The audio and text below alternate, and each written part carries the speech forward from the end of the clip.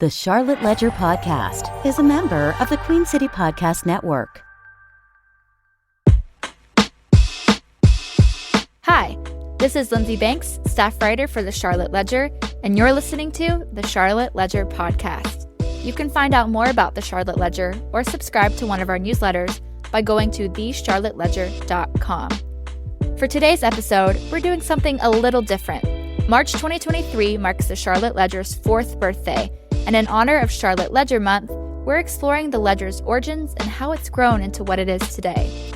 Today's podcast is hosted by Steve Dunn of Miles Mediation and Arbitration, and Tim Whitmire, founder of CXN Advisory and a contributing editor to the Charlotte Ledger. They sat down with the Ledger's Tony Mecia and Cristina Bolling to talk about the origin story. We hope you enjoy the conversation. Welcome to the Charlotte Ledger Podcast. My name is Tim Whitmire. I am a contributing editor at the Charlotte Ledger and also the founder of CXN Advisory, which is a strategic consulting firm that works with growth-focused organizations at the CEO and leadership level. And I am Steve Dunn. I'm a mediator. I work with lawyers and their clients to help resolve their disputes.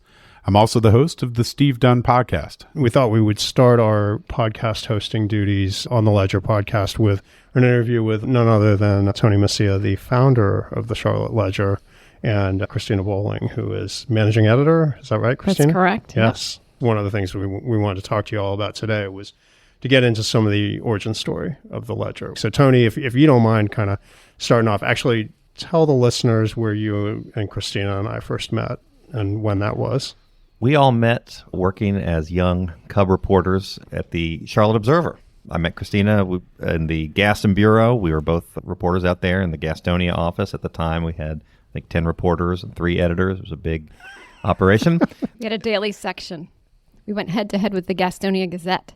Yes, I mean, this for people who only know of printed newspapers as a really thin thing that gets dropped or maybe not dropped in maybe one person's house along your block or whatever.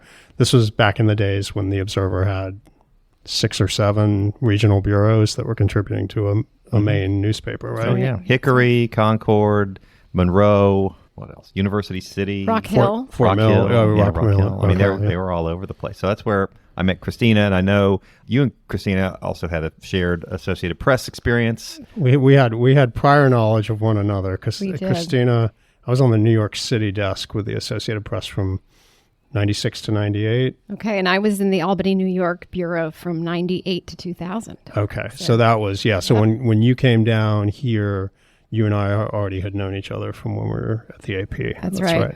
That's right. So we all were in that Observer newsroom together in kind of the early, I was in the Observer newsroom from 2000 to 2002 before I went back to work for the AP for another few years. So that was kind of when we were all young and dumb, and there were a bunch of other people who were still in Charlotte who were there with us, John Goldberg, Jen and Rick Rothacker, Michelle Crouch, Pete Smolowitz, et cetera. So that was, and most of us have now moved on to other things. Is there anybody from our era still left in the Observer newsroom? Our contemporaries, no. There are some that have been there for a while that are still there. But, a lot of people have moved on. And, this was the high water mark, really, was those early 2000s. I mean, if you look at, I think both in terms of circulation, newspaper revenue, I mean, those are the big days. They would send you across the country to go cover something, no problem putting you on a plane, no problem traveling. And then a little bit after that, just before the 2008 financial crisis, like a lot of other industries, a lot of it started kind of imploding, a lot of cost cutting, and sort of been a lot like that ever since. To hear you ask the question about whether anybody's still around, and to hear you tell the story about how it was in the golden age of newspaper journalism suggests that there was a change and that the business of journalism changed. And it was from that change that the idea of the Charlotte Ledger was born. That's right. I mean, I think that's right. I mean, I started the Ledger in 2019. I had been freelancing for a number of years, had been on staff at a national magazine for a couple of years. It folded in late 2018. And I started looking around local journalism, and I said, it's really gotten a lot weaker since I was there. I left the Observer in 2009. And I said, there are all these new technologies emerging. There are different ways of telling stories of doing responsible journalism. and I stumbled across one. Newsletters seemed like were becoming a little bit of a thing. You'd seen Morning Brew, Axios, a number of different newsletter companies, or companies that told stories through newsletters. You saw them emerge on the national level, and I said to myself, gosh, I wonder if that could be done on the local level as well. So sort of gave it a go. And what was you chose to go with Substack early on? What was sort of the state of play with Substack at that point? Yeah, it was still in Substack's early days. I think it had been around for a couple years. It wasn't, as well known, I think, as it is now. Again, most people were using it for national type of publications, technology, world national politics, those sorts of things. But I said to myself, I think there might be an audience for responsible local journalism. It's just a question of, is that market big enough to actually build a business around? And I frankly didn't really know, but I thought, well, let's give it a try and see how it goes. So I remember, Tim, before I launched it, I remember talking to you. Our sons did karate. My daughter, it's hard to keep straight which kid does what, but it was my daughter that did karate, your son who did karate, and we'd run into each other at the karate studio, and I remember mentioning it to you, and I say, what do you think? Can I start something up on a local news basis, journalism? And do you remember what your initial reaction was? I probably told you it was a terrible idea, because I tend to do that. I tell people they're terrible ideas, and then I realize, actually, that's a really good idea. So. You didn't quite say terrible. Yeah. I don't know if you said terrible or whether you're being a little more tactful, which, I don't know which one it was, but you kind of said, well, yeah, maybe, I don't know. I'm not sure. Maybe that was your nice way of saying it was a terrible idea. But then I remember I talked to you about it some more, gave you a few other proof points, and you said, well, yeah, maybe that could work. Maybe that could work. I don't know. Cristina, I'm curious about your experience, because I imagine you're a little bit like me, somebody who knew Tony and presumably was one of the early subscribers of the Charlotte Ledger back when it was free, right? It was all free, right, in the early days. Is that right? And so I imagine you were an early subscriber, and at some point you thought to yourself, I'd like to get involved with this organization. How did that happen? Sure. So, Tony and I, cut our teeth in the Gastonia Bureau, and we never lost touch, ever, after we stopped working together. And so, of course, I was super interested. I don't know that you and I had talked about you starting the Ledger before that first email came in, but I remember seeing that and telling my husband, oh my gosh, he's doing it, So for sure, I was super interested in what Tony was up to. I was at the Observer. I had been there since 2000, and like every other newspaper journalist in America, was watching its size and influence just diminish. And so, Tony and I kind of got we kept in touch. I followed how it was going at the Ledger, was interested to see what kind of role I could play. And I think it was after Tony put up his paywall that we realized, hey, this could be an enterprise some revenue that here. I may have a role in. So it's funny. What my recollection, Christine, is yes, we did keep in touch. The Ledger started in March of 2019, and it was all free for a year. We put up a paywall starting the end of February 2020, and I think you and I had coffee at the Starbucks on Ray Road, Piper Glen, down there. And I remember I said, okay, we're putting up this paywall, so let's touch base in 2 or 3 weeks and we'll see how it goes. And you were kind of like, yeah, let me know how that goes. I'd be curious to know how that goes. Yes. And I remember, and this is right as COVID is hitting too, incidentally, March of 2020. And I remember, when they had that first revenue coming in, calling you up. Well, I'm sure we didn't meet in person because you probably couldn't then. I said, well, I think it went pretty well. I think we can make this work. Well, I don't know if I ever told you this, but when you called me, I was driving home from uptown that day, and you said, my phone keeps going off, right? Like you kept getting subscribers. So that was when I think it really hatched, right? Yeah. Yeah. That's when we said, I sort of said, okay. Because you never know. You can put something out for free and people can read it, and that's great. But if you're trying to build a business and make it sustainable and grow it, you, newsflash, need a form of revenue coming in. And so to see that revenue coming in. Did you have any revenue before you went to the subscription? We've been calling a paywall. You might also call it a subscription model. Yes. Right? Did you... Premium content. There you go. Perfect. Did you have... And it's freemium, right? Because there is a free version of the Ledger, but for additional email newsletters and related content, you can pay for a subscription. Before you went to the subscription, did you have any revenue at all through advertising or sponsorships or anything? It's funny, when I think about that first year, I often use we. It was really me full time. I mean, I talked to Tim all the time. Tim was a great resource. I had a lot of other people doing things, but I was really the only full-time person. So we started selling sponsorships that January of 2020. Now, I'm not going to say there were people beating down the door, but we did have I did have a couple of people who were interested. TR Line came on initially. They're still a sponsor of us today. So it wasn't zero revenue, but it wasn't more than a couple $1,000s either. There's a little bit happening, but it's now a subscription business. And you were pleasantly surprised when it went live at the response that you got.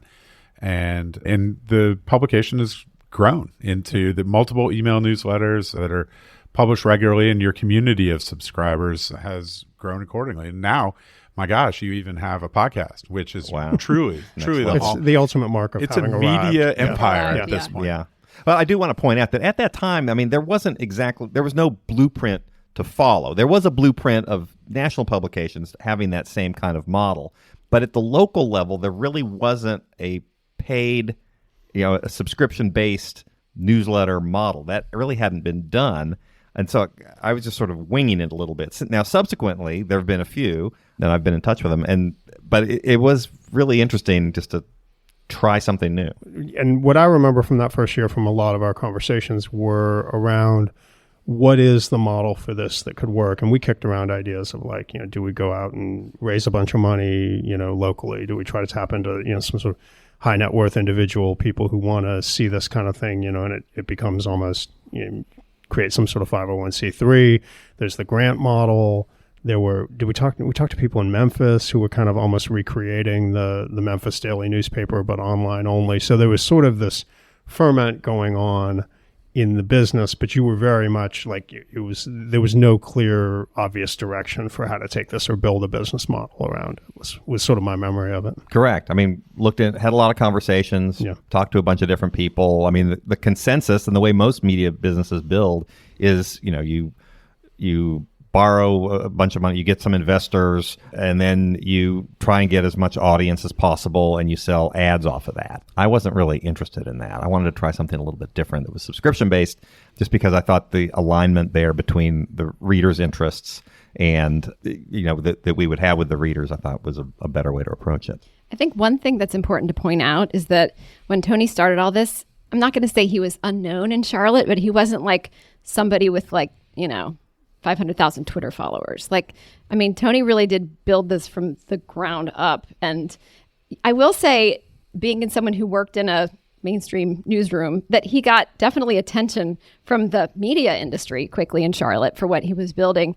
But I think it's a testament to him that he was able to, he is a name now in Charlotte. And I would say, no offense, you're rolling your eyes. You are. But I would say back then, a lot of people didn't know who you were. And that's actually one of the things I wanted to talk to you about a little bit is you've become a leader in the space over the last couple of years. And I'm not, having been there sort of with you from the beginning, I'm not sure you ever intentionally set out to be that way. But the way things have evolved, as Cristina points out, not just locally, but Substack's featured you several times on interviews or written things, podcasts about how people have grown local media platforms. I think you've been featured in a number of different outlets online as well. How did you sort of grow into that role? Has that always been comfortable for you with this, or is it just more, I have the authority to speak on it because I've lived it now? I'm not really comfortable being at the center of attention. Yeah. I don't really like it. It's not who I am, but that's my role. And so that's a role I need to play. And that's just the reality of who it is. I would be perfectly happy reporting stories, writing stories, laboring in the background a little bit, but I don't have the luxury of that. I need to be out front. And, I think this is a bigger trend we've seen over the last few years in media and in society in general is, this idea of a personal brand, about getting your name out, about having a personality. And it's not just, but part of that I think it's sort of tied in with some of the Ledger's success too. And people like having somebody that they can relate to. They like seeing a face, having a name, knowing, sort of who you are and what your background is. And so that's the role I have to play. And so, yes, I would say I've grown into it. I think same thing with Cristina. At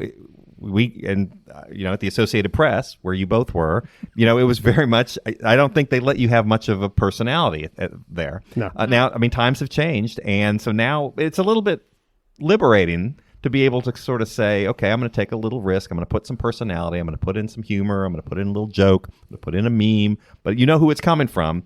And, my name's on it, or Christina's name's on it, or Lindsey's name's on it, or one of our many talented freelancers, their name's on it. So that is a shift. And so I think a lot of people are having to do that.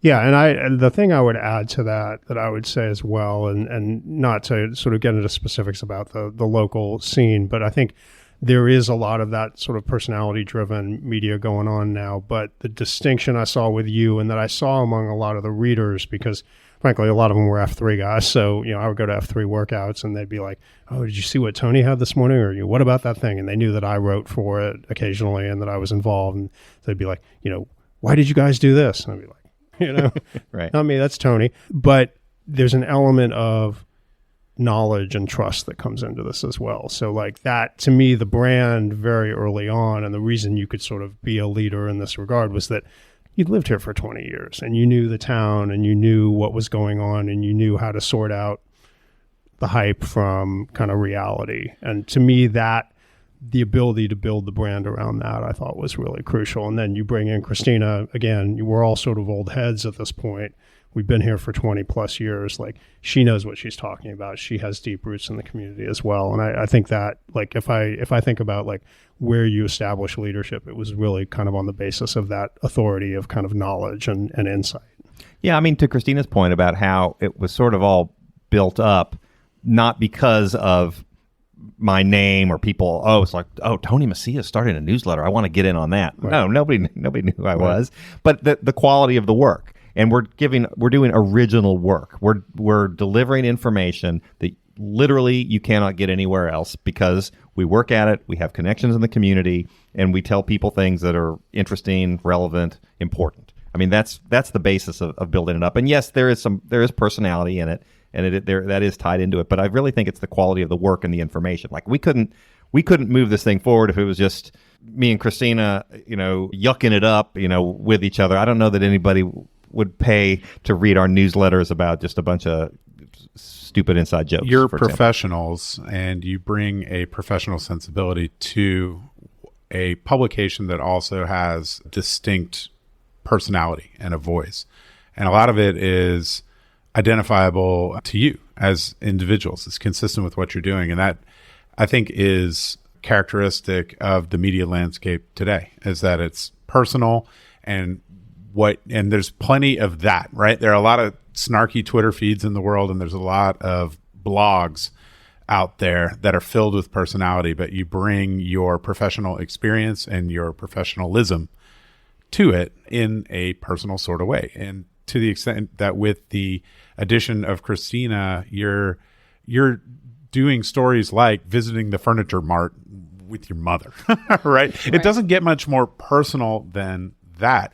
But that leads me to ask you what you see as being what the Ledger delivers, right? Tony, you just described it as it's original. It's stuff that you're not seeing anywhere else. Certainly no one else is going with Christina's mother to the furniture mart. Like, certainly that is true.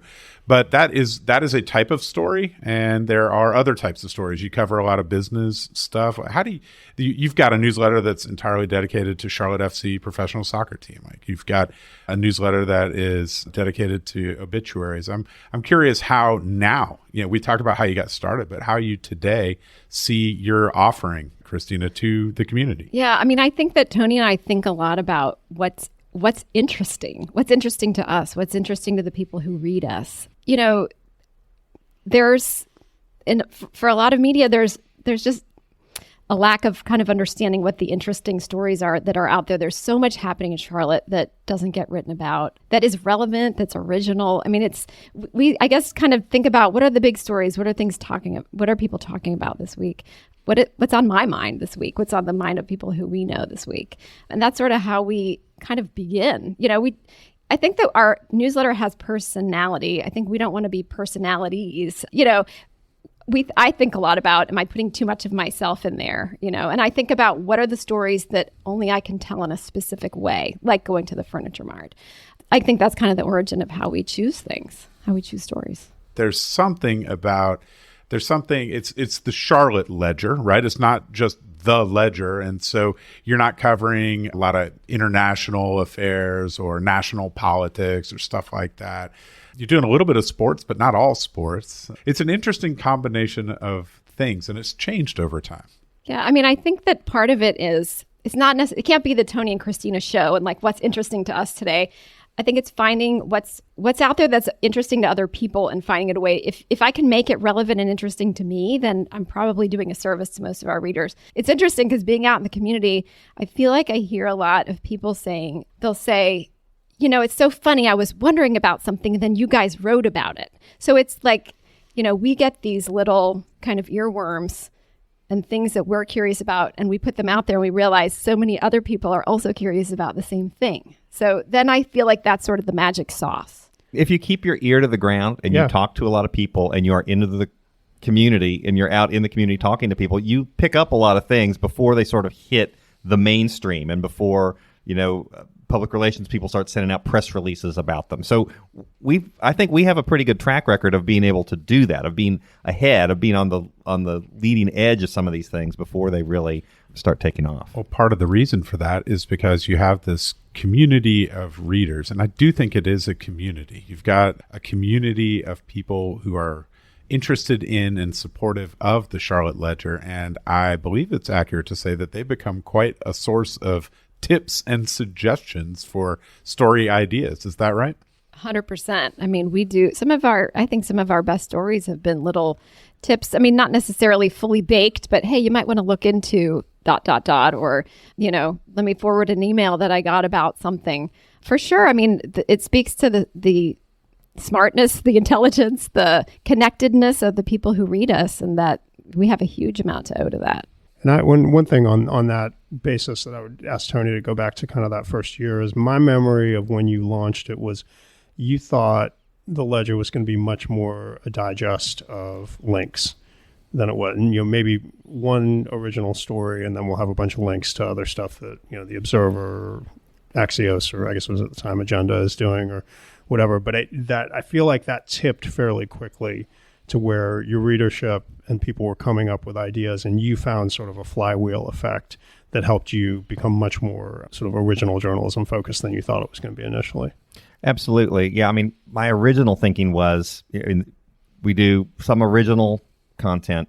We do some, it's known in the industry as curation, right? Like you're reading a bunch of different things, you're putting in some links, and then some analysis. As someone who's lived in Charlotte for 25 years or so, I mean, I feel like there are a lot of things I could help people understand things in a way that a lot of younger reporters might not be able to. That was the original thinking. But then as we got going, I realized there's a lot that's not being covered. You start seeing a lot more, and we could do a lot more. And bringing Cristina on with actual journalism chops, being able to go out and interview people and report things that are original and having that background. So the capacity to do that expanded as we were starting to see more and get these reader tips like Steve was talking about and be out in the community. So that's really, I think, one of the differentiators there. And we're not just rounding up links. And incidentally, at the same time, I think